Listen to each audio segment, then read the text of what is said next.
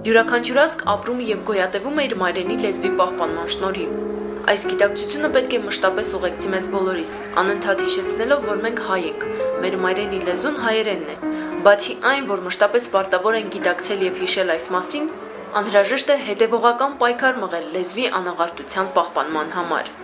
Այս գիտակցությունն էր, որ ստիպեց միասին երիտասարդական շարժմանն իրականացնել մայրենի լեզվի անաղարտության պահպանման ուղղված ակցիա։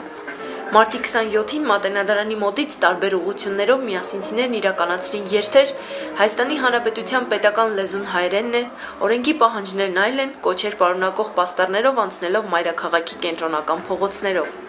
Երթերի ընթացքում նրանք նաև լուսանկարում էին բոլոր այն գովազդային վահանակներն ու ցուցանակները, որոնք չեն համապատասխանում օրենքի պահանջներին, եւ բաժանում էին թռուցիկներ, որոնցում կոչ էր արվում։ Հարգելի Հայաստանի Հանրապետության քաղաքացիներ, գովազդային վահանակներ եւ ցուցանակներ պատրաստելիս կատարեք սահմանադրության 12 եւ 17-րդ հոդվածներում,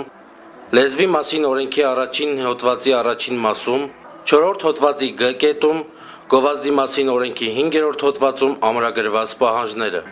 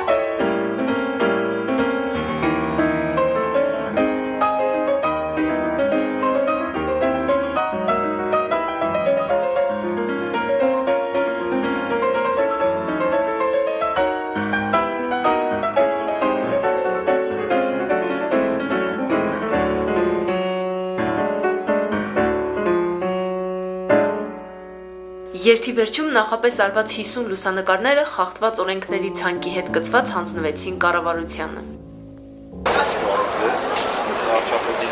Նորից պետք է անհանգստացնենք,